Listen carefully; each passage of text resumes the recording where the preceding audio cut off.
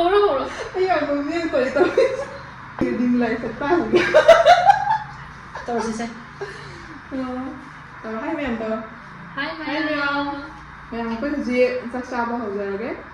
Adum apuna saksamina bane ba. Hatu mukbang to thoge na ibani gi ahamba mukbang ni mukbang to buga se haijade. Ado kamai to ba khonge lembi. Most requested kayo mukbang video ni ko. Barang gi imaga dugai chiche pianga ga dugai ti ditti mama ni ne na so ko mama na so mai bani pun na chao he ai na ka tawra pagi support ka jam tarap se motivate ka jam tawre encourage ka barang gi mama na lembi ge na bani ditti na bani am to chathoro open field da chathoro ai ni. Kasi एकदम सांग के दा है ना एकदम तो ये तो मरा मरा कमेंट खरा पाथो रखे कमेंट करी है ni मैम ibani कमेंट को kama video de hausi ga nangi kam ga de ai video da comment bu lai kai no ta uri kami ko sa de ke comment ngam ta yaw dia ba joy de si ado shu dum khara comment khara asa ayam bu do ka khan laga parak nangi subscriber sing ne comment tau ba ko kai no comment no ta sing han ga meeting gi koi cultural program chalu ba do ado ya ko rasla Nanti aku ni ahan mau unah betul, bukti. Aku ni ahan mau video Kaziranga Festival dah unah betul. Adu kami nak komen yang teruk betul. Hakung gini ko. Hakung gini ko. Aku ni ahan mana unah ba video mana lay apa. Ibani ni ahan ba unah ba ni. Adu ka komen do adu paro do matang sum paro. Komen Ya, ngai mungkin dulu ya. Jangan ingat ni memang komen. Boleh. Macam mana cara cara. Maya maten se di sini ni. Kuzano mani. Video dah ti. Ay napija min tahu. Hawai ne, dengan di samthong ne, di sinju ne, papor ne, dengan di kamen fry ne, dengan di nga fry ne, dengan di kayak no iron bam ne, di sinju ne, nga thong bam ne. Jangan dah isi thapa dengan di. Tapi masalah sih. Oh ya. Dari baju nanti. Kayak Hawai no? Wow. Ko. Ako ni may tay si sila ga CD kay hay ni mo bang se successful oi hala siya na ne tawri ni. Ahan man kan ganda mo gam oi de ga kasi ne chance kang ngai da ne. Ay ma'am taksa matam da sa mana video sim de hay na dia ba. Ai su ngam de. Sa ba ngam de na camera na. Ikaya ba du ay hay na dia ba mra da ngasi di try tawi. Kang ga video do. Kumang sa ni ba ko dai tan ta ga mo bang to buga di ngam da. Mi ma yaw di kan nuai da ba isna sunna. Robot se hao bia robot hao se jam pang. Kasi se weather jam phay ya. Da da ne. Ma soi sa ba da. Kasi se weather jam phay. Kung tisu jam mang jam ing ya bang kasi se. Adu na ne. Kang ga ba ne? Ko ni nang buat. Aku ngini tidur sih. Jadi kamen bola se. Sata lagi mana? Hawo. Ini dah. Tidur kita ngai kan. Cuma kapan buat? Hao. Kau kena nang kena cuma hawo dia lah.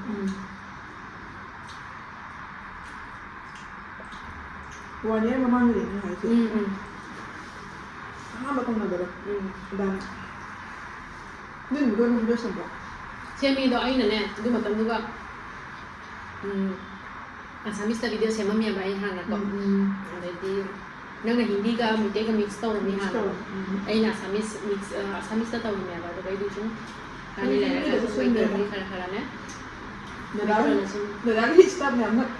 No dua itu hari ni. Ai di ba. Mite yang sama dia ni answer. Lo unsubscribe tahu dah tu dah. Do gai di ai na mai jam siam ba horok ko dai ko ai di student ne. Khara ne. Student na tamara ne asamis thangna mi lai na moi na unsubscribe tahu gare dikha gare tu mo su Dah ni start ni hai. Dah thang ni nang ai YFP channel subscribe tahu brand. Tahu lah kita dah dah mite dah sini jangan mental dah unsubscribe tahu ni hai. Sinju se. Koi ni chang na ne sinju se ma ga ne. Tahu ba ni. Hao ah. Mình chào từ đầu đây mình qua mà. Súp Súp cái mà nằm kia. Hao. Hình rồi á học những video để hầu ấy chiều đấy thằng này. Ai đi buri mà tầm đó, buri lên mà tầm kia, video mà tầm. Mà. Đây này. Yang mana? Aduh mà làm cái video cái sân hay làm gì?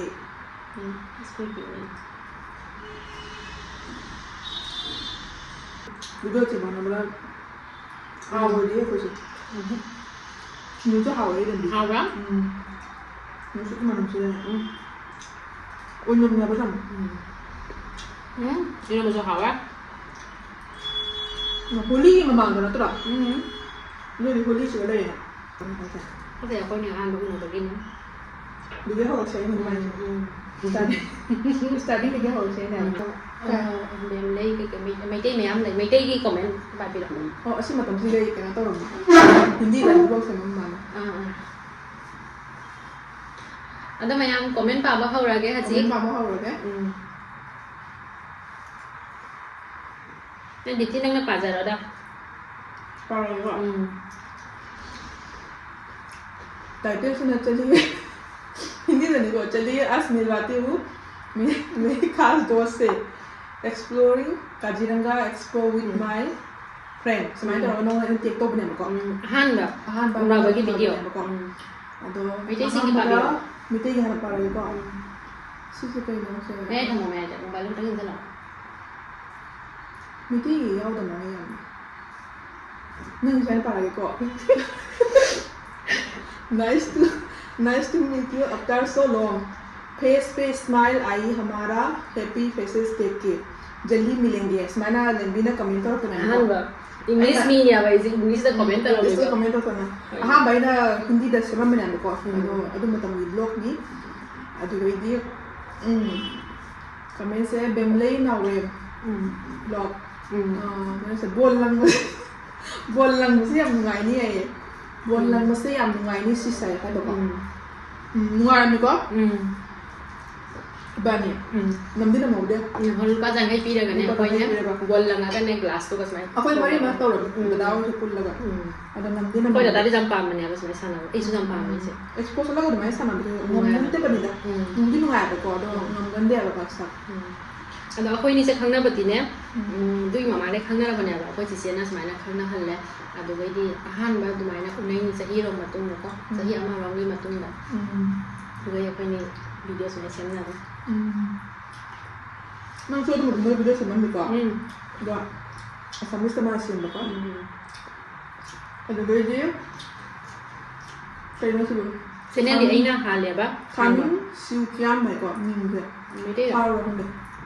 beautiful video me first time here เอาอาหารแบบ juga dia main nata sih hasil kenal ก็จะเส้นอยู่ itu lah ngai deh head rồi anh enjoy ya teman teman ก็จะเส้นเลยไปดิ juga dia di pam sih nggak dia coba sana nih ini panel enjoy the blog main tahu deh ada dia bipul sama sana nih kok memang ini hana dulu dia bila sih pada lagi macam dah aku yang uncle dok rumah pudo ma ini video yang mana dok Kaziranga बहुत ভাল লাগে তোমায় তো বলবো Kaziranga expo দিয়ে আইনা আইতে Kaziranga expo बहुत ভাল লাগে ಅದು ಮತ್ತಂ ದುಗ ದಿ ಹಿಂದಿ ದಸೆ ಮನಿ ನಾ ಮು ಜಿ ನಿ ಅಪ ಮರೋ ನ ಖಂಗ್ ಬನಿ ನೆ ತೈ ಲೋರೆ ด้วยนะแบบ ಪಾವೆ ಲೋರೆ ಸಿಗಿ ವಿಡಿಯೋ ಗಿ ಲೋರೆ อันด้วย next แต่คนนี้อุ่น ಜಾಮ್ ಜಾಮ್ ಮಿ ಕೈ ಕೈ ಜಾಮ್ ಮಗೆ 17แต่หายได้ไหม 17 से इबानी द दुम रिप्लाई तो ना तो वही बा อันด้วยนี่ไอ้หายได้ไหมตัว17เนี่ย minus 3 high draw แล้วคนนี้ next แต่เarea picnic ตัวมันก็จะอันตัวตัวสิอันด้วยเลยก็ cultural เฮ้ยมันค่าดูนี่ก็แพ้ มาทักตะอันนั้นใช้ในวิดีโอที่บอกกันเนี่ยพังเนี่ยไอ้โน้ตประเด็นถือกันจะเลยจบเลยมาทักตะ อันที่มาตุ้งได้เนี่ยว่ามาตุ้งถาวมันนี่มาตุ้งเนี่ยเต็งเฮียตัววิดีโอตัวอะไรตัว aduh jadi dia ada kayak post di kalau udah post aduh di komen mu patho lagiอะไรบ้างพี่จ้างเนี่ยมาเผาดีแบบ ngai ini gitu kan tidak นะ tapi dia tengah ambil aja susah para deh kok lain lah Haitiเนี่ยlain tahu itu kena Anita ni mathil Anita se hojai ni kena 41 like mana tahu kok jadi Ibosa ni kok Ibosa Narembam dunia place है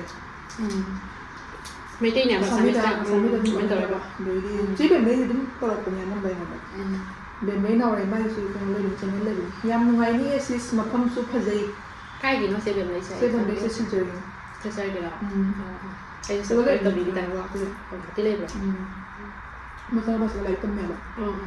ꯑꯗꯨꯒꯩꯗꯤ ꯁꯨꯅꯤꯇꯤ ꯌꯥꯝ ꯅꯨꯡꯉꯥꯏꯈꯤ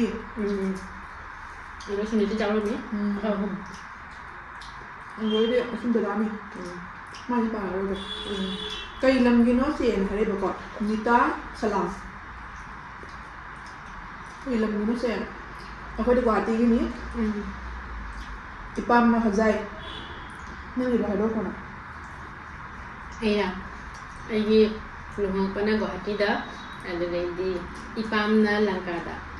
ꯑꯩꯒꯤꯅ ꯍꯖꯥꯏ ꯌꯥꯝ ꯊꯥꯞꯅꯗꯦ ꯂꯪꯀꯥꯒ ꯍꯣꯖꯥꯏꯒꯁꯦ ꯍꯁꯕꯦꯟꯒꯤ ꯌꯨꯝꯅ ꯀꯩꯅꯣ ꯒꯨꯋꯥꯍꯥꯇꯤ ꯒꯨꯋꯥꯍꯥꯇꯤ ꯒꯨꯋꯥꯍꯥꯇꯤ ꯃꯁꯦꯟ ꯇꯥꯔꯦ ꯍꯧꯖꯤꯛꯇꯤ ꯑꯅꯤꯇꯥꯒꯤ ꯃꯊꯦꯜ ꯃꯌꯥꯝꯅ ꯊꯣꯡꯉꯒ ꯄꯣꯔꯤꯁꯦ ꯑꯗꯨꯅ ꯐꯩ ꯃꯤ ꯑꯃꯅ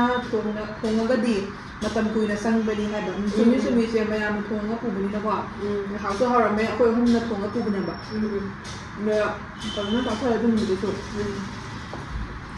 ꯑꯗꯨ ꯅꯨꯃꯤꯠꯀꯤ ꯁꯤꯡꯖꯨꯅꯦ ꯖꯦꯂꯤ ꯊꯣꯡꯕꯅꯦ ꯄꯨꯂꯥꯎꯅꯦ ꯑꯗꯨꯗꯒꯤ ꯀꯩꯅꯣ ꯊꯣꯡꯕꯅꯦ ꯀꯣ ꯆꯝꯅ ꯏꯔꯣꯟꯕꯅꯦ ꯑꯗꯒꯤ ꯆꯤꯀꯟ ꯊꯣꯡꯕꯅꯦ ꯑꯩꯈꯣꯏ ꯗꯗꯥꯒꯤꯗꯤ ꯐꯖꯅ ꯍꯥꯎꯅ ꯆꯥꯊꯈꯔꯦ ꯌꯨꯝꯗꯩ ꯊꯣꯡꯉꯒ ꯄꯨꯕꯗꯨꯅ ꯅꯨꯡꯉꯥꯏꯑꯕ ꯅꯠꯇ꯭ꯔꯗꯤ ꯑꯥꯗ ꯊꯣꯡ ꯈꯣꯠ ꯂꯩꯕ ꯇꯥꯔꯗꯤꯅꯦ ꯀꯣꯏꯕ ꯐꯪꯉꯣꯏꯕ ꯑꯗꯨꯒꯤ ꯀꯣꯃꯦꯟ ꯂꯩꯇ꯭ꯔꯦꯅ ꯂꯩꯇ꯭ꯔꯕ ꯑꯗꯨꯒꯤ ꯃꯊꯪꯗ ꯑꯩꯈꯣꯏꯅꯤ ꯀꯥꯏꯕꯅꯦ ꯌꯥꯝ ꯅꯣꯛꯅꯤꯡꯗꯣꯔꯤ ꯑꯩ ꯀꯣꯃꯦꯟꯗꯤ ꯈꯔ ꯈꯔꯗꯤ ꯊꯣꯛꯂꯛꯑꯦ ꯀꯣ ꯀꯣꯃꯦꯟ ꯑꯗꯨꯝ ꯇꯧꯔꯛꯄ ꯃꯤ ꯑꯗꯨꯝ ꯌꯥꯎꯔꯤꯅꯦ ꯌꯥꯝꯗꯦ ꯍꯥꯏꯕꯩ ꯋꯥꯔꯤꯅꯦꯕ ꯑꯗꯨꯗꯩꯗꯤ ꯑꯩꯈꯣꯏꯅꯤ ꯅꯦꯛꯁꯀꯤ ꯃꯊꯪꯗꯗꯤ ꯑꯩꯈꯣꯏꯅ ꯗꯥꯔꯖꯤꯂꯤꯡ ꯀꯣꯏꯕꯩꯔꯥ ꯑꯗꯨꯏ ꯃꯃꯥꯡꯗꯁꯨ ꯑꯃꯨꯛ ꯎꯅꯔꯨꯕꯅꯤꯅꯦ ꯁꯣꯞꯄꯤꯡꯗ ꯁꯣꯞꯄꯤꯡ ꯇꯧꯕꯩꯗ ꯉꯁꯤ ꯄꯥꯔꯛꯈꯤꯅ ꯑꯔꯦꯅꯥꯒꯤꯗꯣꯀꯣ ꯍꯣꯏ ꯍꯣꯏ 이반이기 비디오 이거 만 살라가다가 말이래. 이반이 나오고. wari nungaine 이런 거 짜더라. sai hawi sinju pura hawman ngina ngawrene 가을이 되잖아. jomaga pura siyo 이거. 아니 안 먹는 거 이래 가면서. 이거 니ปูsama very nice. Dari sini video yang mengalami Lucy Nabani yang nak Nitya dan dia. Arena dah. Abu Dhabi di balik di bukan mana kok. Bukan sih yang nak pergi ye. Macam nak kan ni nak pergi lagi. Kau masuk pergi lagi. Arena dah nak kena jam kerja. Jam thap tu sih. Kau mau saya kayaknya wajar lah beli macam itu macam terang. Mau di live saya ꯄꯨꯟꯁꯤꯁꯦ ꯀꯩ ꯍꯥꯏꯅꯤ ꯈꯥꯏꯀꯣꯛ ꯍꯦꯟꯅ ꯃꯣꯏꯗ ꯋꯥꯖꯔꯕꯅꯤ ꯃꯆꯥ ꯁꯦꯝꯕꯗ ꯑꯗꯣ ꯍꯧꯖꯤꯛ ꯑꯍꯟ ꯑꯣꯏꯔꯒꯅꯦ ꯑꯩꯈꯣꯏꯅ ꯁꯨꯝ ꯈꯔ ꯈꯔꯅꯦ ꯀꯣꯏꯕꯤꯕ ꯈꯪꯗꯦ ꯁꯞꯄꯣꯔꯠ ꯄꯤꯕ ꯈꯪꯗꯦ ꯌꯥꯝꯅ ꯄꯤꯁꯨꯀꯣ ꯅꯪ ꯆꯥꯛꯀꯂꯤ ꯈꯪꯉꯅꯤꯅ ꯑꯁꯟꯕꯁꯤꯗꯤ ꯅꯝꯗꯥꯔꯗꯤ ꯆꯝꯊꯣꯡꯅ ꯈ꯭ꯋꯥꯏꯗꯒꯤ ꯍꯥꯎꯕ ꯑꯩꯈꯣꯏꯒꯤ ꯃꯨꯛꯕꯪꯁꯦ ꯀꯣꯃꯦꯟ ꯔꯤꯗꯤꯡꯁꯦ ꯅꯨꯡꯉꯥꯏꯔꯦ ꯈꯔ ꯈꯔ ꯇꯧꯅ Kami sedang begini, video saya pernah mengklik harga tahun para pemerintah. Udah mau jadi kami dia yang untuk betul. Aku ada tabak kerja begini nanti, continue video saya tahu bengam dia apa. Ada kan agak so viewers ke sunnya, kayak ini. Engage soalnya lagi besar, aku kira engage oi dia apa. Ada nanti, karena ni pun mang loh apa YouTube tadi kok. Mang ya. Haji aku halal haji. Hello Raya. Hello Raya, kan mak. Aku maga, aiga, nanti selalu kita kok. Kami apa orangnya kok ya? Nah, aku lihat kuliah apa? Hello Raya. Ini hotel selalu bodoh, paham tak? Mungkin ini leba. Aduh gimana nih kami ini apa kok? Ningon cakap batang kami ini. Ningon cakap bagi next minggu kalau kena kau. Aku ini special leave 4 days panggamban ya bago. Asam government ni employee. Jadi aku dah lakukan minggu. Kalau minggu government ni. Awal lagi. Awal. Azai simhana komen tahu lagi bago. Aku sar sih udah pumning musia yang masih saya. Sar na papa ko. Papa di wali ni ba. No student ko yung niya. Orang mana ni? Thank you Azai. ꯑꯗꯨꯗꯤ ꯃꯥꯃꯣꯁꯨ ꯇꯤꯆꯔꯅꯤ deity papa ꯃꯥꯃꯣꯁꯨ ꯇꯤꯆꯔꯅꯤ ꯈꯪꯅꯕꯅꯤ ꯁꯨꯝ ꯍꯥꯏꯅꯤꯡꯀꯣ ꯑꯗꯨꯅ ꯃꯣꯏ ꯁ꯭ꯇꯨꯗꯦꯟꯠꯅ ꯀꯃꯦꯟ ꯇꯧꯕ ꯑꯗꯨ ꯅꯨꯃꯤꯠꯇꯣ ꯄꯄꯥꯁꯨ ꯌꯥꯎꯕꯅꯦ ꯕ꯭ꯂꯣꯛꯇꯅꯦ ꯌꯥꯎꯔꯤ ꯑꯗꯨꯅ ꯁꯥꯔꯁꯨ ꯎꯕꯗ ꯄꯨꯛꯅꯤꯡ ꯅꯨꯡꯁꯤꯌꯦ ꯍꯥꯏꯔꯛꯄ ꯊꯦꯡꯛ ꯌꯨ ꯀꯣ ꯃꯥꯃꯣꯒꯤꯅꯦ ꯃꯥꯃꯣꯒꯤꯅ ꯃꯃꯥꯒꯤꯁꯨ ꯋꯥ ꯍꯥꯏꯒꯦ ꯑꯩꯈꯣꯏ ꯃꯃꯥꯒꯤꯁꯨꯀꯣ ꯌꯥꯝꯅꯅꯦ ꯏꯀꯥꯏꯅꯩꯅ ꯚꯤꯗꯤꯑꯣꯗ ꯊꯣꯛꯅꯤꯡꯗꯕꯀꯣ ꯊꯣꯛꯅꯤꯡꯗꯕ ꯏꯀꯥꯏꯒꯟꯕ ꯃꯤ ꯂꯩꯌꯦꯕꯀꯣ ꯃꯌꯥꯝ ꯏꯃꯥꯟꯅꯕꯤꯗꯁꯨ ꯃꯌꯥꯝ ꯀꯣ ꯑꯩꯈꯣꯏ ꯃꯃꯥ ꯍꯥꯏꯕ ꯃꯣꯏ ꯃꯃꯥ ꯃꯣꯏ ꯄꯄꯥ ꯌꯥꯝ ꯁꯞꯄꯣꯔꯇꯤꯞꯅꯤ ꯑꯩꯈꯣꯏꯗ ꯌꯥꯝꯅꯅꯦ ꯀꯩ ꯍꯥꯏꯅꯤ ꯏꯟꯇꯔꯦꯁ ꯑꯇꯩꯁꯨ ꯄꯤꯀꯣ ꯃꯣꯏꯅꯅꯦ ꯁꯞꯄꯣꯔꯇꯤꯞ ꯌꯥꯝ ꯑꯣꯏ ꯚꯤꯗꯤꯑꯣ ꯅꯝꯗ꯭ꯔꯁꯨꯅꯦ ꯀꯩꯇꯧꯔꯦ ꯚꯤꯗꯤꯑꯣ ꯅꯝꯗ꯭ꯔꯗꯤ ꯅꯝꯃꯣ ꯅꯝꯃꯣꯅ ꯌꯥꯝ ꯍꯥꯏꯌꯦꯕ ꯑꯩꯈꯣꯏ ꯃꯃꯥꯅ ꯀꯩꯅꯣ ꯑꯩꯉꯣꯟꯗ ꯍꯥꯏ ꯌꯨꯝꯗ ꯃꯊꯪ ꯂꯥꯛꯄꯗꯅꯦ ꯑꯩꯈꯣꯏꯅꯤꯅꯦ ꯆꯥꯕꯒꯤ ꯚꯤꯗꯤꯑꯣꯅꯦ ꯁꯦꯝꯁꯤ ꯀꯥꯏ ꯑꯩꯅ ꯅꯣꯛꯄꯅ ꯍꯪꯕ꯭ꯔꯥ ꯃꯨꯛꯕꯥꯡ ꯚꯤꯗꯤꯑꯣ ꯍꯣꯏ ꯍꯣꯏ ꯅꯣꯏ ꯃꯥ ꯍꯥꯏꯕ ꯏꯁ ꯅꯦꯅꯦ ꯁꯦꯝꯗꯔꯣ ꯍꯟꯗꯛ ꯍꯟꯗꯛꯇꯤ ꯐꯖꯅ ꯃꯦꯀꯞꯀ ꯇꯧꯕꯤꯔꯒ ꯃꯃꯥꯒ ꯁꯨꯃꯥꯏꯅ ꯐꯝꯃꯒꯅꯦ ꯁꯦꯝꯒꯦ ꯑꯗꯣ ꯖꯨꯝ ꯆꯠꯄ ꯀꯔꯝ ꯑꯗꯨꯝ ꯋꯥꯔꯤ ꯋꯥꯇꯥꯏ ꯁꯥꯟꯅꯔꯒꯅꯦ ꯆꯥꯛ ꯆꯥꯔꯤꯅꯦꯅ ꯃꯨꯛꯕꯥꯡ ꯚꯤꯗꯤꯑꯣ ꯁꯦꯝꯃꯤꯅꯦꯅ ꯇꯨꯃꯤꯟꯅ ꯆꯨꯞꯄ ꯂꯩꯔꯒ ꯃꯤꯅ ꯌꯦꯡꯅꯤꯡꯗꯕꯅꯦꯕ ꯆꯥꯛ ꯆꯥꯕ ꯀꯅꯥ ꯌꯦꯡꯅꯤꯡꯒꯦ ꯑꯗꯨꯅ ꯋꯥꯔꯤꯁꯨ ꯁꯨꯝ ꯁꯨꯅꯔꯒꯅꯦ ꯑꯩꯈꯣꯏ ꯃꯥꯗꯤ ꯌꯥꯝ ꯄꯥꯝꯃꯤ ꯍꯥꯏꯔꯣ ꯍꯥꯏꯔꯣ ꯅꯦꯛꯁ ꯄꯥꯔꯣ ꯑꯗꯨꯗꯩꯗꯤ ꯄꯥꯔꯒꯦ ꯃꯌꯥꯝ ꯍꯧꯔꯒꯦ ꯃꯅꯤ ꯃꯃꯧ ꯃꯦꯝꯗꯣꯟ ꯄꯤꯔꯪꯀꯥ ꯁꯤꯅ ꯕꯥꯔꯦꯟꯒꯤ ꯃꯃꯥꯅ ꯀꯃꯦꯟ ꯇꯧꯔꯛꯄꯅꯤ ꯃꯃꯥꯒꯤ ꯀꯃꯦꯟꯁꯦ ꯄꯥꯖꯔꯒꯦ ꯉꯁꯤꯗꯤ ꯃꯃꯥꯅ ꯑꯩꯈꯣꯏ ꯀꯃꯦꯟ ꯅꯨꯡꯇꯤꯒꯤ ꯄꯥꯕꯗꯣꯀꯣ ꯑꯗꯨꯅ ꯉꯁꯤꯗꯤ ꯃꯃꯥꯒꯤ ꯀꯃꯦꯟ ꯄꯥꯊꯔꯒꯦ ꯌꯥꯝ ꯅꯨꯡꯁꯤ ꯂꯦꯡꯕꯤꯒꯤ ꯃꯃꯥ ꯗꯤꯞꯇꯤꯒꯤ ꯃꯃꯥ ꯑꯁꯨꯝꯕꯅꯤ ꯑꯩꯈꯣꯏꯁꯨ ꯌꯨꯇ꯭ꯌꯨꯕ ꯍꯥꯡꯂꯤꯕꯁꯦ ꯃꯦꯃꯣꯔꯤꯒꯤ ꯈꯜꯂꯒ ꯍꯥꯡꯈꯤꯕꯅꯤ ꯋꯥꯔꯤꯁꯨ ꯌꯥꯝ ꯅꯨꯡꯉꯥꯏ ꯏꯆꯥꯅꯨꯄꯤ ꯗꯤꯞꯇꯤ ꯌꯥꯝ ꯈꯟꯁꯤꯜꯂꯨꯅꯨ ꯃꯤ ꯑꯃꯒ ꯋꯥꯈꯜ ꯃꯥꯟꯅꯗꯒꯨꯝ ꯇꯧ ꯃꯤ ꯑꯃꯒꯤ ꯂꯥꯏꯐꯁꯨ ꯃꯥꯟꯅꯔꯝꯃꯣꯏ ꯀꯥꯟꯅꯗꯕꯗ ꯌꯥꯝ ꯇꯥꯗꯅꯕ ꯐꯩ ꯀꯥꯟꯅꯗꯕ ꯋꯥꯗꯤ ꯌꯥꯝ ꯇꯥꯗꯕꯅ ꯐꯩ ꯍꯥꯏꯅꯦꯕꯀꯣ ꯀꯥꯟꯅꯗꯕ ꯋꯥꯗꯤ ꯌꯥꯝ ꯇꯥꯗꯕꯅ ꯐꯩ ꯏꯆꯥꯁꯤꯗꯤ ꯑꯗꯨꯃꯥꯏꯅ ꯍꯥꯏꯔꯛꯄꯅꯤ ꯃꯃꯥꯅ ꯑꯁꯤ ꯅꯨꯃꯤꯠꯁꯦ ꯑꯩꯅ ꯈꯔ ꯁꯥꯎꯈꯤꯕꯗꯣ ꯚꯤꯗꯤꯑꯣ ꯂꯣꯏꯁꯤꯜꯂꯝꯗꯥꯏꯗ ꯑꯩꯅ ꯌꯨꯝ ꯍꯜꯂꯝꯗꯥꯏꯗ ꯈꯔ ꯋꯥꯈꯜ ꯅꯨꯡꯉꯥꯏꯇꯅ ꯚꯤꯗꯤꯑꯣꯗꯣ ꯈꯔ ꯑꯁꯥꯎꯕꯈꯔ ꯐꯣꯡꯗꯣꯛꯈ꯭ꯔꯦꯕ ꯑꯗꯨꯒꯤꯗꯤ ꯍꯣꯏ ꯃꯃꯥ ꯑꯩ ꯆꯨꯝꯃꯤ ꯃꯤ ꯄꯨꯝꯅꯃꯛꯀꯤꯁꯨ ꯋꯥꯈꯜ ꯃꯥꯟꯅꯗꯦꯀꯣ ꯃꯍꯥꯔꯥꯅꯤ ꯃꯃꯥꯒ ꯑꯗꯨꯗꯩ ꯆꯤꯆꯦ ꯄꯤꯌꯥꯡꯀꯥꯒꯅ ꯑꯩꯈꯣꯏꯒꯤꯅꯦ ꯚꯤꯗꯤꯑꯣ ꯄꯨꯝꯅꯃꯛꯇ ꯀꯣꯃꯦꯟ ꯄꯤꯕꯤꯔꯛꯏ ꯑꯗꯣ ꯃꯃꯥꯅ ꯍꯥꯏꯕꯗꯩꯅꯦ ꯑꯩꯈꯣꯏ ꯁꯤ ꯃꯨꯛꯕꯥꯡ ꯚꯤꯗꯤꯑꯣꯁꯦ ꯇꯧꯔꯤꯅꯦꯕ ꯑꯩꯈꯣꯏꯗ ꯌꯥꯝ ꯏꯟꯀꯔꯦꯖ ꯌꯥꯝ ꯄꯤꯕꯤꯔꯛꯏ ꯅꯠꯇ꯭ꯔꯥ ꯏꯕꯥꯅꯤꯁꯨ ꯚꯤꯗꯤꯑꯣ ꯁꯦꯝꯃꯨꯍꯦ ꯍꯥꯏꯅ ꯑꯗꯨꯗꯩꯗꯤ ꯑꯁꯤꯁꯨ ꯃꯃꯥꯒ ꯆꯤꯆꯦꯗꯒꯤ ꯏꯟꯁꯄꯤꯌꯔ ꯑꯣꯏꯔꯒ ꯑꯩꯈꯣꯏꯁꯨ ꯀꯃꯦꯟ ꯄꯥꯊꯣꯔꯛꯏꯅꯦꯕ ꯁꯨꯃꯥꯏꯅ ꯆꯥꯕꯒ ꯍꯥꯟꯅ ꯚꯤꯗꯤꯑꯣ ꯄꯤꯔꯝꯄꯣꯠꯇꯦ ꯑꯝꯇ ꯎꯅꯕꯩꯇꯅꯦꯕ ꯑꯩꯈꯣꯏꯅ ꯌꯥꯝꯅ ꯂꯨ ꯇꯧꯕꯤ ꯑꯗꯨꯝ ꯀꯩ ꯍꯥꯏꯅꯤ ꯃꯆꯥ ꯂꯨ ꯌꯥꯝ ꯇꯧꯕꯤ ꯅꯨꯡꯁꯤ ꯃꯃꯥꯒ ꯌꯥꯝ ꯇꯤꯟꯅꯕ ꯌꯥꯝ ꯋꯥꯈꯜ ꯆꯥꯟꯅꯕ ꯃꯤꯅꯦꯕ ꯑꯩꯈꯣꯏꯒ ꯃꯣꯗꯔꯟꯁꯨ ꯑꯣꯏꯌꯦꯕ ꯍꯧꯖꯤꯛ ꯑꯩꯈꯣꯏ ꯃꯃꯥ ꯏꯃꯨꯡꯅꯦ ꯑꯩꯈꯣꯏ ꯃꯃꯥꯅ ꯀꯣꯃꯦꯟ ꯄꯤꯕ ꯉꯝꯗꯕꯀꯣ ꯑꯗꯣ ꯃꯥ ꯚꯤꯗꯤꯑꯣꯗꯤ ꯂꯣꯏ ꯌꯦꯡꯉꯦ ꯈꯪꯕ꯭ꯔꯥ ꯑꯗꯣ ꯁꯨꯃꯥꯏꯅ ꯅꯨꯡꯉꯥꯏꯊꯣꯛꯀꯗꯅꯤ ꯁꯨꯃꯥꯏꯅ ꯅꯨꯡꯁꯤꯅ ꯐꯖꯅ ꯂꯩꯃꯤꯟꯅ ꯇꯥꯕꯅꯤ ꯂꯩꯃꯤꯟꯅ ꯆꯥꯁꯨ ꯑꯍꯥꯎꯕ ꯄꯤꯊꯛꯑꯦ ꯍꯧꯖꯤꯛ ꯆꯥꯛꯃꯨꯛ ꯑꯍꯥꯎꯕ ꯍꯤꯟꯖꯥꯡꯁꯨ ꯑꯍꯥꯎꯕ ꯁꯤ ꯆꯥꯕ ꯂꯣꯏꯒꯦ ꯆꯥꯛ ꯌꯥꯎꯗ꯭ꯔꯦ ꯅꯪꯗꯤ ꯀꯩꯅꯣ ꯍꯤꯟꯖꯥꯡꯗ ꯆꯥꯗ꯭ꯔꯕꯣ ꯂꯩ ꯅꯪ ꯄꯥꯝꯕ ꯅꯪ ꯃꯦꯃꯣꯔꯤꯁꯦ ꯐꯨꯜ ꯑꯣꯏꯒ꯭ꯔꯅꯤ ꯑꯩ ꯈꯪꯉꯦ ꯑꯗꯨꯗꯩꯗꯤ ꯃꯣꯅꯤꯀꯥ ꯗꯦꯕꯤ ꯌꯥꯝ ꯆꯨꯝꯃꯦ ꯃꯣꯅꯤꯀꯥꯁꯦ ꯑꯩꯈꯣꯏ ꯀꯩꯅꯣꯅꯦ ꯑꯩꯒꯤꯅꯦ ꯁꯤꯁꯇꯔꯅꯦꯕ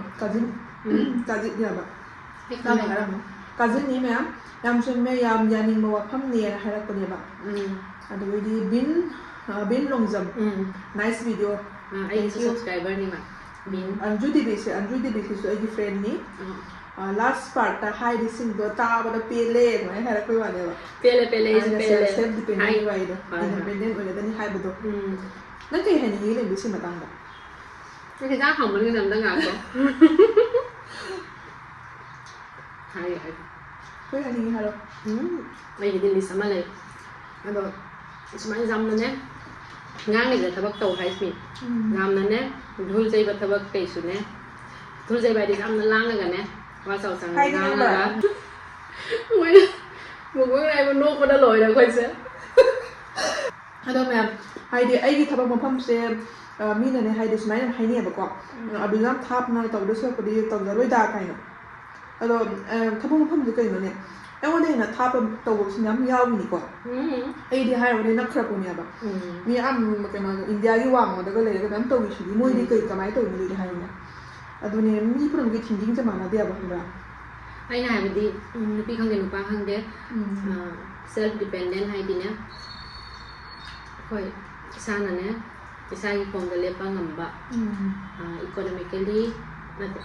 financially independent ไว้ใจนุพี่เป็นหมดเสร็จนะครับ ꯑꯗꯨꯅꯦ ꯍꯥꯏꯗꯣ ꯑꯗꯨ ꯅꯨꯃꯤꯠꯇꯨ ꯈꯔ ꯁꯥꯎꯅꯤꯡꯈꯤ ꯃꯌꯥꯝ ꯑꯗꯨꯅꯅꯦꯕ 사오자대 ꯑꯗꯣ ꯐꯥꯎꯗꯔꯗ ꯃꯣꯏꯒꯤ ꯋꯥꯈꯜꯅꯤꯀꯣ 와글니 ꯑꯩꯅ ꯍꯋꯥꯏ ꯄꯥꯝꯃꯦꯅ ꯃꯤ ꯑꯇꯩ ꯄꯥꯝꯗꯕ ꯌꯥꯎꯔꯝꯒꯅꯤ ꯃꯤꯁꯨ ꯅꯠꯇ꯭ꯔꯥ ꯑꯩꯅ ꯁꯤ ꯉꯥꯁꯦ ꯄꯥꯝꯃꯤ ꯍꯥꯏꯅ ꯃꯤ ꯑꯇꯣꯞꯄꯗꯤ ꯄꯥꯝꯃꯝꯕꯁꯨ ꯌꯥꯏꯑꯕ ꯑꯗꯣ ꯃꯤ ꯄꯨꯝꯅꯃꯛꯀꯤ ꯃꯍꯥꯎ ꯈꯪꯗꯦ ꯇꯦꯁ ꯈꯪꯗꯦ ꯋꯥꯈꯜ ꯈꯪꯗꯦ ꯂꯣꯏꯅ ꯃꯥꯟꯅꯗꯦꯕ ꯏꯆꯤꯟ ꯏꯅꯥꯎꯐꯥꯎ ꯃꯥꯟꯅꯔꯛꯇꯕ ꯌꯥꯎꯔꯛꯑꯦꯕ ꯃꯇꯝ ꯑꯃꯃꯝꯗ ꯅꯠꯇ꯭ꯔꯥ ꯑꯩꯈꯣꯏꯒꯤ ꯑꯩ ꯏꯅꯥꯎꯅꯨꯄꯥꯅ ꯑꯁꯤ ꯍꯤꯟꯖꯥꯡ ꯄꯥꯝꯃꯗꯤ ꯑꯩꯅ ꯁꯤ ꯄꯥꯝꯗꯕꯁꯨ ꯌꯥꯎꯔꯦ ꯑꯩꯈꯣꯏ ꯆꯤꯆꯦꯅ ꯑꯁꯤ ꯉꯥ ꯄꯥꯝꯃꯗꯤ ꯑꯩꯅ ꯄꯥꯝꯗꯕꯁꯨ ꯁꯨꯝ ꯌꯥꯎꯔꯛꯑꯦꯕ ꯃꯆꯥ ꯃꯁꯨꯗꯣ ꯑꯗꯨꯗꯤ ꯍꯣꯏꯅꯦ ꯄꯨꯟꯅꯕ ꯃꯤ ꯃꯄꯥꯟꯒꯤ ꯑꯗꯨꯁꯨ ꯑꯩꯒꯤ ꯍꯥꯏꯗꯤ ꯊꯃꯣꯏꯗ ꯂꯩꯕ ꯁꯥꯎꯅꯤꯡꯕꯗꯣ ꯑꯗꯨ ꯅꯨꯃꯤꯠꯇꯨꯒ ꯍꯣꯏꯅꯦ ꯃꯄꯥꯟꯒꯤ ꯃꯤꯒꯤ ꯋꯥꯔꯤꯗꯤ ꯀꯩ ꯍꯥꯏꯔꯨꯅꯤ ꯅꯠꯇ꯭ꯔꯥ ꯈꯪꯗꯦ ꯍꯥꯏꯕ ꯈꯪꯕ꯭ꯔꯥ ꯃꯣꯏꯁꯦ ꯅꯨꯡꯉꯥꯏꯕ ꯀꯣꯃꯦꯟ ꯄꯥꯕꯤꯔꯣ ꯅꯦꯒꯦꯇꯤꯞ ꯀꯣꯃꯦꯟꯁꯦ ꯑꯩꯈꯣꯏꯗ ꯂꯥꯛꯇꯦ ꯂꯥꯛꯇꯦꯗ ꯅꯦꯒꯦꯇꯤꯞ ꯀꯣꯃꯦꯟ ꯂꯥꯛꯇꯦ ꯑꯩꯈꯣꯏꯗ ꯅꯨꯡꯁꯤꯕꯤꯕ ꯃꯤ ꯃꯌꯥꯝꯁꯨ ꯌꯥꯎꯔꯤꯑꯕ ꯍꯧꯖꯤꯛ ꯑꯩꯅꯅꯦ ꯀꯅꯥ ꯔꯤꯇꯥꯡꯒꯣꯝ ꯑꯩꯒꯤꯁꯨ ꯁꯕꯁꯀ꯭ꯔꯥꯏꯕꯔꯅꯤ ꯃꯥꯒꯤ ꯆꯦꯅꯦꯜ ꯂꯩꯕꯅꯦ ꯔꯤꯇꯥꯡꯒꯣꯝꯒꯤ ꯑꯗꯩꯗꯤ ꯕꯤꯟ ꯂꯣꯡꯖꯪꯒꯤꯁꯨ ꯂꯩꯕꯅꯤ ꯑꯩꯈꯣꯏ ꯆꯤꯆꯦꯅꯤ ꯄꯥꯕꯤꯔꯣ ꯑꯩꯈꯣꯏ ꯆꯤꯆꯦ ꯌꯥꯝ ꯆꯨꯝꯃꯤ ꯆꯤꯆꯦ ꯀꯣꯃꯦꯟ ꯄꯥꯊꯣꯔꯛꯑꯒꯦ ꯌꯥꯝ ꯆꯨꯝꯃꯤ ꯑꯩꯈꯣꯏꯗꯤ ꯐꯪꯗꯕꯅꯤꯅ ꯎꯄꯥꯏ ꯂꯩꯇꯦ ꯑꯗꯨ ꯑꯣꯏꯔꯒꯁꯨ ꯍꯣꯠꯅꯕ ꯇꯥꯏ ꯂꯥꯏꯐꯇ ꯊꯕꯛ ꯇꯧꯗ꯭ꯔꯗꯤ ꯀꯩꯁꯨ ꯀꯥꯟꯅꯗꯦ ꯑꯩꯈꯣꯏꯁꯦ ꯌꯥꯝ ꯆꯨꯝꯕ ꯋꯥꯐꯝꯅꯤ ꯊꯕꯛ ꯇꯧꯗ꯭ꯔꯗꯤ ꯀꯥꯟꯅꯗꯦꯕꯣ ꯃꯤ ꯃꯊꯛꯇ ꯄꯨꯟꯁꯤ ꯆꯨꯞꯄ ꯗꯤꯄꯦꯟ ꯇꯧ ꯂꯩꯇꯕ ꯅꯠꯇ꯭ꯔꯥ ꯑꯗꯨꯅꯤ ꯑꯗꯩꯗꯤ ꯑꯩꯈꯣꯏ ꯑꯥꯏꯗꯦꯟꯇꯤꯇꯤꯁꯦ ꯍꯁꯕꯦꯟ ꯈꯪꯗꯦ ꯄꯦꯔꯦꯟꯁ ꯈꯪꯗꯦ ꯃꯣꯏ ꯑꯥꯏꯗꯦꯟꯇꯤꯇꯤ ꯂꯧꯔꯒꯗꯤ ꯑꯩꯈꯣꯏ ꯂꯩꯕ ꯍꯤꯡꯕꯗꯤ ꯊꯕꯛ ꯇꯧꯔꯦꯅ ꯑꯩ ꯐꯝꯅ ꯆꯥꯔ ꯂꯩꯒꯗ꯭ꯔꯣꯅꯦ ꯅꯠꯇ꯭ꯔꯥ ꯑꯩ ꯐꯪꯉꯅꯤ ꯑꯩꯁꯨ ꯇꯧꯒꯅꯤ ꯀꯩꯒꯤ ꯃꯤ ꯃꯊꯛꯇ ꯗꯤꯄꯦꯟ ꯇꯧꯔꯤꯗꯅ ꯍꯣꯏꯅꯦ ꯑꯩꯈꯣꯏ ꯂꯥꯏꯔꯤꯛ ꯇꯝꯃꯛꯏꯁꯦ ꯀꯩꯁꯨ ꯃꯥꯡꯍꯟꯅꯤꯡꯗꯦꯕ ꯄꯩꯁꯥ ꯆꯪ ꯇꯝꯍꯜꯂꯒꯗꯕꯅꯤ ꯏꯃꯥ ꯏꯄꯥꯅ ꯑꯗꯨꯀꯩꯒꯤ ꯃꯥꯡꯍꯟꯗꯣꯏꯅꯣ ꯅꯠꯇ꯭ꯔꯥ ꯑꯗꯨꯗꯩꯗꯤ ꯁꯨꯅꯤꯇꯤꯅ ꯅꯨꯡꯁꯤꯌꯦ ꯁꯨꯃꯥꯏꯅ ꯍꯥꯏꯔꯛꯄ ꯅꯨꯡꯁꯤ ꯁꯨꯅꯤꯇꯤ ꯑꯗꯨꯗꯩꯗꯤ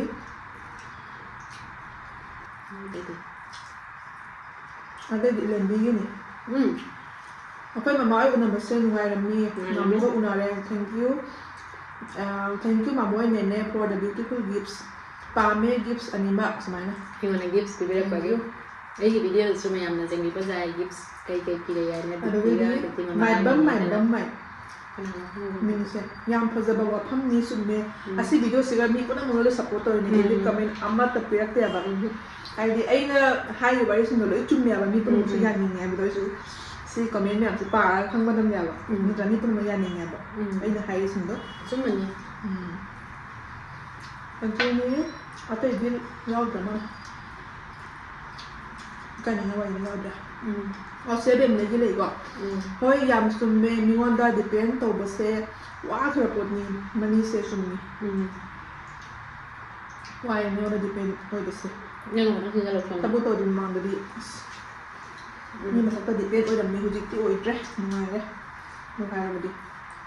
ꯑꯇꯩꯗꯤ ꯀꯔꯝ ꯄꯥꯔꯛꯀꯦ ꯑꯁꯤ ꯄꯥꯔꯛꯀꯤꯔꯣ ꯕꯥꯔꯗꯦꯒꯤ ꯈ꯭ꯔꯤꯁꯃꯥꯁ ꯑꯁꯤꯗ ꯂꯥꯏꯕꯁꯨ ꯌꯥꯎꯕꯅꯦ ꯑꯩꯈꯣꯏ ꯀꯩꯅꯣꯒꯤ ꯗꯥꯔꯖꯤꯂꯤꯡꯒꯤꯗꯨꯗꯤ ꯄꯥꯗ꯭ꯔꯕꯣ ꯅꯪ ꯄꯥꯔꯛꯀꯦꯅ ꯑꯩꯗꯤ ꯄꯥꯅꯤ ꯍꯣꯔꯦꯟ ꯌꯥꯏꯐꯔꯦ ꯁꯅꯥꯇꯣꯝꯕ ꯍꯦꯄꯤ ꯃꯦꯔꯤ ꯈ꯭ꯔꯤꯁꯃꯥꯁ ꯍꯥꯏꯔꯛꯄꯅꯤ ꯑꯗꯩꯗꯤ ꯀꯥꯏꯔꯥ ꯋꯥꯡꯈꯦꯝ ꯐꯦꯃꯤꯂꯤꯀꯣ ꯑꯁꯤ ꯗꯗꯥꯈꯩꯁꯨ ꯑꯗꯨꯝ ꯑꯩꯈꯣꯏꯗ ꯑꯗꯨꯝ ꯀꯣꯃꯦꯟ ꯇꯧꯔꯛꯄꯅꯦꯕꯀꯣ ꯈ꯭ꯔꯤꯁꯃꯥꯁ ꯃꯩ ꯇꯥꯔꯦ ꯁꯤꯗꯤ ꯐꯨꯜ ꯁꯞꯄꯣꯔꯠ ꯇꯧꯖꯔꯤ ꯑꯩꯒꯤꯁꯨ ꯇꯧꯕꯤꯔꯛꯑꯣ ꯇꯧꯕꯤ ꯑꯩꯈꯣꯏꯗꯤ ꯍꯤꯕꯨꯡꯒꯤ ꯆꯦꯅꯦꯜ ꯑꯗꯨꯝ ꯁꯞꯄꯣꯔꯠ ꯇꯧꯕꯤ ꯚꯤꯗꯤꯑꯣ ꯊꯥꯒꯠꯄ ꯈꯨꯗꯤꯡ ꯑꯩꯈꯣꯏ ꯑꯗꯨꯝ ꯀꯣꯃꯦꯟ ꯇꯧꯋꯤꯀꯣ ꯍꯧꯖꯤꯛꯀꯤ ꯀꯥꯏꯔꯥ ꯐꯦꯃꯤꯂꯤ ꯗꯗꯥꯁꯦ ꯀꯩꯅꯣꯗ ꯕꯦꯡꯒ꯭ꯂꯣꯔꯗ ꯂꯩꯕꯅꯦꯕ ꯕꯦꯕꯤꯁꯨ ꯌꯥꯝ ꯅꯨꯡꯁꯤꯕꯅꯤ ꯅꯨꯡꯁꯤ ꯏꯆꯦꯁꯨ ꯅꯨꯡꯁꯤ ꯗꯗꯥꯁꯦ ꯆꯥꯛ ꯍꯤꯟꯖꯥꯡ ꯊꯣꯡꯕꯁꯨ ꯍꯩꯕꯅꯤ ꯊꯣꯡ ꯊꯥꯛꯄ ꯌꯥꯝ ꯊꯥꯒꯠꯂꯛꯄꯅꯤ ꯑꯩꯈꯣꯏ ꯃꯌꯥꯝ ꯁꯞꯄꯣꯔꯠ ꯇꯧꯕꯤꯔꯝꯃꯣ ꯀꯥꯏꯔꯥ ꯋꯥꯡꯈꯦꯝ ꯐꯦꯃꯤꯂꯤꯅ ꯂꯩꯕꯅꯤ ꯑꯩꯈꯣꯏꯗꯤ ꯐꯦꯜꯅꯤ ꯗꯗꯥ ꯌꯥꯝ ꯀꯩꯅꯣꯅꯤ ꯊꯣꯡꯕ ꯈꯣꯠꯄ ꯌꯥꯝ ꯑꯩꯈꯣꯏꯗꯩꯅ ꯍꯩꯌꯦ ꯅꯨꯄꯤ ꯑꯩꯈꯣꯏꯅ ꯀꯩꯗꯧꯗꯣꯏꯅꯣ ꯃꯣꯏꯗꯩꯅ ꯍꯦꯜꯂꯤ ꯑꯩꯈꯣꯏꯅ ꯏꯉꯥꯡꯅꯤꯅ ꯀꯗꯥꯏꯗꯩ ꯍꯩꯗꯣꯏꯅꯣ ꯑꯉꯥꯡꯅꯤ ꯑꯩꯈꯣꯏꯗ ꯑꯉꯥꯡ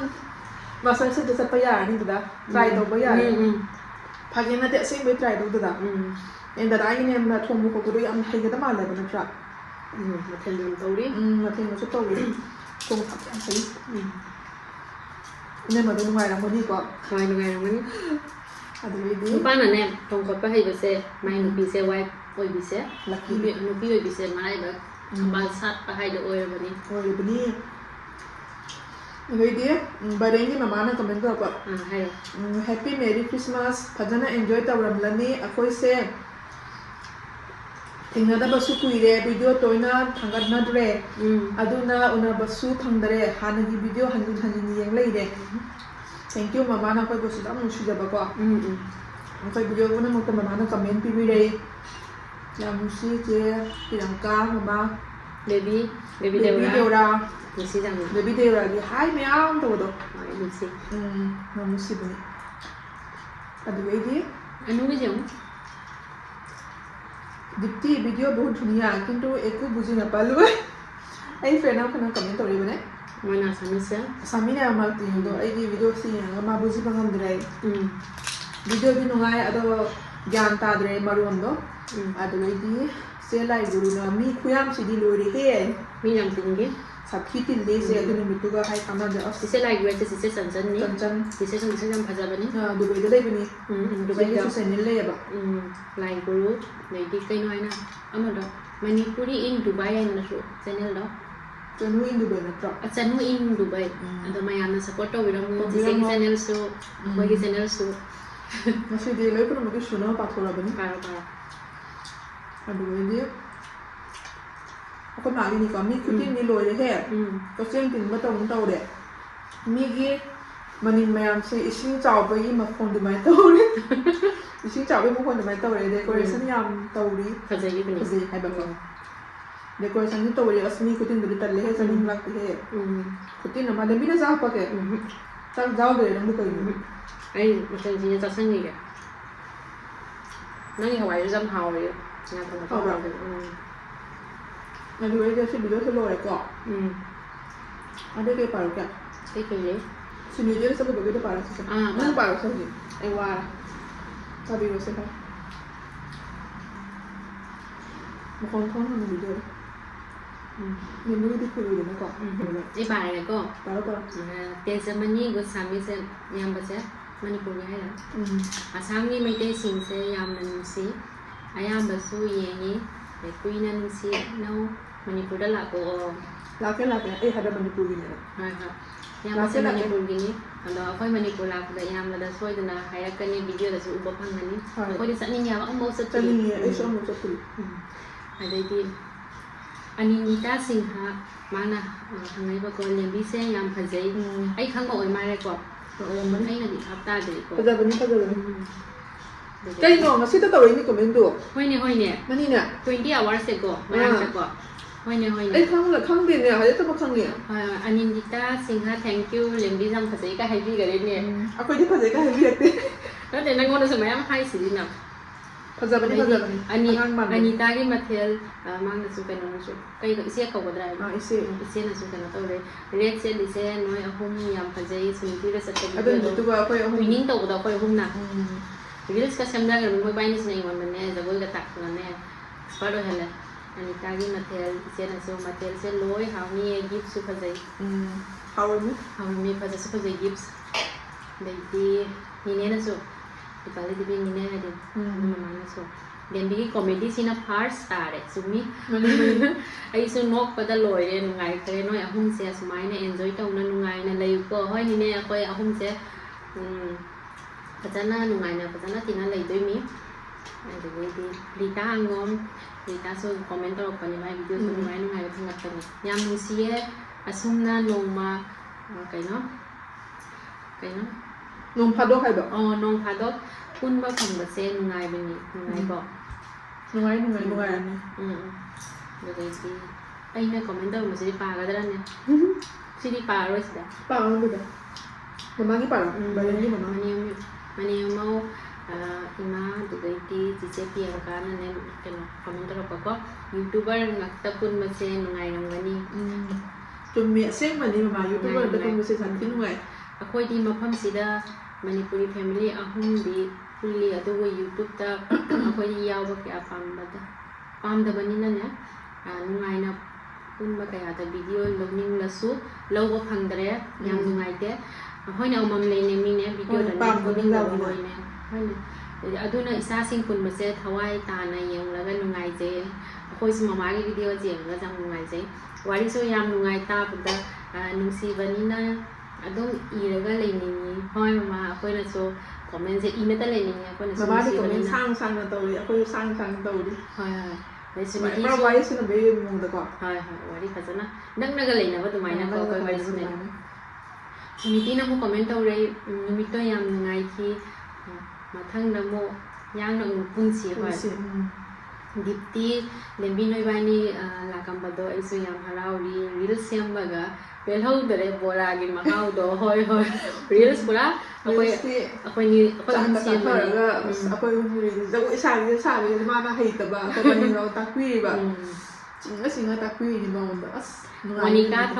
ꯊꯧꯅꯥꯎꯖꯝꯀꯣ ꯃꯣꯅꯤꯀꯥꯁꯦ ꯅꯨꯡꯁꯤꯕꯅꯤ ꯑꯩꯉꯣꯟꯗꯁꯨ ꯀꯃꯦꯟ ꯇꯧꯔꯛꯏ ꯌꯥꯝ ꯅꯨꯡꯉꯥꯏ ꯐꯨꯜ ꯋꯥꯆꯤꯡ ꯊꯦꯡꯛ ꯌꯨ ꯃꯣꯅꯤꯀꯥ ꯑꯗꯩꯗꯤ JB 1 2 3 4 5 ꯀꯣ ꯂꯩꯁꯥꯕꯤ ꯑꯣꯏꯔꯗꯤ ꯐꯗꯧꯕ ꯑꯣ ꯂꯩꯁꯥꯕꯤ ꯑꯣꯏꯔꯝꯃꯗꯤ ꯐꯗꯧ ꯄꯥꯈꯪ ꯑꯣꯏꯔꯃꯥꯏꯔꯦ ꯈꯪꯗꯦ ꯑꯗꯩꯗꯤ ꯑꯃꯨꯛꯀ ꯃꯃꯥꯅ ꯑꯃꯨꯛ ꯁꯨꯅꯤꯇꯤꯒꯤ ꯚꯤꯗꯤꯑꯣꯗ ꯅꯣꯇꯤꯁ ꯇꯧꯈ꯭ꯔꯦ ꯏꯆꯥꯒꯤ ꯚꯤꯗꯤꯑꯣ ꯅꯨꯡꯉꯥꯏꯔꯤꯅꯦ ꯑꯗꯩꯗꯤ ꯚꯤꯗꯤꯑꯣ ꯌꯦꯡꯕ ꯍꯧꯗ꯭ꯔꯤ ꯉꯥꯏꯔꯤꯅꯤ ꯍꯥꯏꯕꯅꯤ ꯉꯥꯏꯔꯤꯅꯤ ꯚꯤꯗꯤꯑꯣ ꯌꯦꯡꯕ ꯍꯧꯗ꯭ꯔꯤ ꯍꯧꯔꯒꯦꯀꯣ ꯍꯥꯏꯅ ꯃꯃꯥꯅ ꯆꯪꯉꯝꯗꯥꯏꯗ ꯃꯃꯥꯅ ꯀꯃꯦꯟ ꯄꯤꯗꯦꯃꯥꯗ ꯍꯥꯟꯅ ꯁꯨꯃꯥꯏꯅ ꯍꯥꯏꯕꯅꯦꯕ ꯚꯤꯗꯤꯑꯣ ꯌꯦꯡꯕ ꯍꯧꯔꯒꯦꯅ ꯑꯗꯩ ꯉꯥꯏꯍꯥꯛ ꯂꯩꯔꯒ ꯐꯖꯅ ꯆꯥꯅꯤꯡ ꯇꯥꯅ ꯀꯃꯦꯟ ꯁꯥꯡꯅ ꯄꯤꯔꯅꯦꯕ ꯑꯗꯩ ꯍꯤꯂꯣ ꯁ꯭ꯇꯦꯠ ꯍꯥꯏꯅ ꯑꯃꯈꯛ ꯄꯤꯔꯛꯏꯀꯣ ꯑꯩꯈꯣꯏꯅ ꯍꯥꯏꯔꯝꯕꯗꯣ ꯃꯁꯛꯅ ꯌꯥꯕ ꯅꯠꯇꯦ ꯅꯠꯇ꯭ꯔ ꯃꯒꯨꯟꯁꯨ ꯃꯊꯧ ꯇꯥꯏ ꯑꯩꯈꯣꯏꯅ ꯍꯥꯏꯔꯝꯕꯗꯣ ꯍꯥꯏꯒꯦ ꯇꯧꯔꯝꯕꯅꯤꯅꯦ ꯑꯗꯨꯒ ꯃꯥꯁꯨ ꯌꯥꯕ ꯍꯥꯏꯔꯛꯏ ꯅꯠꯇꯦ ꯃꯤꯅ ꯀꯤꯅ ꯆꯦꯜꯂꯅꯤ ꯑꯩ ꯆꯦꯜꯂꯤꯅꯤ ꯑꯩꯅ ꯍꯥꯏꯔꯝꯕꯗꯣ ꯅꯪꯅ ꯍꯥꯏꯕꯗꯣ ꯃꯤꯅ ꯑꯩꯈꯣꯏꯁꯦ ꯀꯤꯅ ꯆꯦꯜꯂꯅꯤ ꯑꯩꯈꯣꯏ ꯎꯕꯗ ꯍꯥꯏꯕꯗꯣ ꯁꯤꯇꯅꯤꯀꯣ ꯁꯤꯇꯅꯤ ꯂꯣꯏꯔꯕ ꯍꯣꯏ ꯌꯥꯔꯦ ꯂꯣꯏꯔꯦ ꯑꯇꯩꯗꯤ ꯑꯩꯈꯣꯏꯕꯥꯅꯤ ꯉꯁꯤ ꯀꯃꯦꯟ ꯄꯥꯕꯗ ꯆꯥꯛꯀ ꯆꯥꯕꯒꯁꯦ ꯃꯦꯟ ꯇꯥꯗ꯭ꯔꯦ ꯑꯩꯈꯣꯏ ꯗꯥꯔꯖꯤꯂꯤꯡꯁꯦ ꯕꯤ ꯃꯅꯝꯒ ꯆꯥꯛꯄꯒꯦ ꯅꯦꯝꯕꯤ ꯅꯪ ꯆꯥꯗꯦ ꯆꯥꯛ ꯍꯥꯞꯄꯛꯄ ꯍꯤꯟꯖꯥꯡ ꯃꯌꯥꯝ ꯂꯩ ꯆꯥꯔꯦ ꯃꯌꯥꯝ ꯅꯛꯄꯁꯦ ꯆꯥꯛꯄꯒꯦ ꯀꯅꯀꯣ ꯑꯃꯨꯛꯀ ꯃꯥ ꯆꯥꯛ ꯍꯥꯞꯆꯜꯂꯦ ꯑꯩꯉꯣꯟꯗ ꯑꯩ ꯂꯣꯏ ꯆꯥ ꯉꯝꯃꯔꯣꯏ ꯍꯧꯖꯤꯛꯇꯤ ꯐꯦꯔꯁꯤꯗ ꯑꯁꯤꯒ ꯃꯥ ꯇꯧꯔꯤꯗꯣ ꯀꯥꯎꯕꯩ ꯍꯧꯖꯤꯛ ꯑꯅꯨꯒꯤ ꯀꯃꯦꯟ ꯄꯥꯊꯣꯔꯛꯑꯒꯦ ꯅꯥꯏꯁ ꯃꯤ ꯈꯨꯗꯤꯡꯁꯤꯗꯤ ꯑꯁꯥꯝꯗꯩ ꯚꯤꯗꯤꯑꯣ ꯎꯕꯁꯦ ꯅꯤꯡꯁꯤꯡꯉꯤ ꯁ꯭ꯋꯤꯠ ꯍꯣꯝ ꯇꯥꯎꯟ ꯑꯅꯨꯁꯦ ꯀꯩꯅꯣꯒꯤꯔꯣ ꯑꯁꯥꯝꯒꯤꯅꯤ ꯑꯁꯥꯝ ꯁꯤꯜꯆꯔꯒꯤꯔꯣ ꯅꯤꯡꯁꯤꯡꯕꯅꯤ ꯑꯅꯨ ꯃꯄꯥꯟꯗ ꯂꯩꯕ ꯇꯥꯔꯗꯤꯀꯣ ꯌꯨꯝ ꯑꯗꯨꯝ ꯅꯤꯡꯁꯤꯡꯕꯅꯦꯕꯀꯣ ꯑꯁꯥꯝꯂꯣꯝꯒꯤ ꯚꯤꯗꯤꯑꯣ ꯊꯥꯡꯒꯠꯄꯁꯦ ꯑꯗꯨꯝ ꯅꯤꯡꯁꯤꯡꯉꯛꯄꯅꯤ ꯑꯗꯣ ꯅꯪꯁꯨ ꯂꯥꯛꯑꯣ ꯁꯤꯗ ꯑꯩꯈꯣꯏ ꯎꯅꯔꯁꯤ ꯑꯗꯨꯒꯩꯗꯤ ꯄꯨꯟꯅ ꯆꯥꯛ ꯆꯔꯥ ꯑꯃ ꯆꯥꯃꯤꯟꯅꯁꯤ ꯐꯣꯟ ꯅꯝꯕꯔꯗꯤ ꯂꯩꯅꯕꯅꯤꯅꯀꯣ ꯑꯁꯥꯝ ꯊꯣꯛꯂꯛꯄ ꯃꯇꯝꯗ ꯑꯗꯨꯝ ꯀꯟꯇꯦꯛ ꯇꯧꯔꯛꯑꯣꯕ ꯐꯪꯅꯁꯤ ꯑꯩꯈꯣꯏ ꯑꯍꯨꯝꯁꯦ ꯊꯦꯡꯛ ꯌꯨꯀꯣ ꯀꯃꯦꯟ ꯇꯧꯕꯤꯔꯛꯄꯒꯤ ꯑꯗꯨꯒꯩꯗꯤ ꯕ꯭ꯂꯦꯁꯤꯡꯅꯣ ꯁꯤꯁꯦ ꯀꯩꯅꯣꯅꯤꯀꯣ ꯏꯕꯨꯡꯅꯤꯀꯣ ꯃꯅꯤꯄꯨꯔꯒꯤꯅꯤ ꯚꯤꯗꯤꯑꯣ ꯅꯨꯡꯉꯥꯏ ꯐꯨꯜ ꯁꯞꯄꯣꯔꯠ ꯍꯥꯏꯕꯀꯣ ꯊꯦꯡꯛ ꯌꯨ ꯏꯕꯨꯡ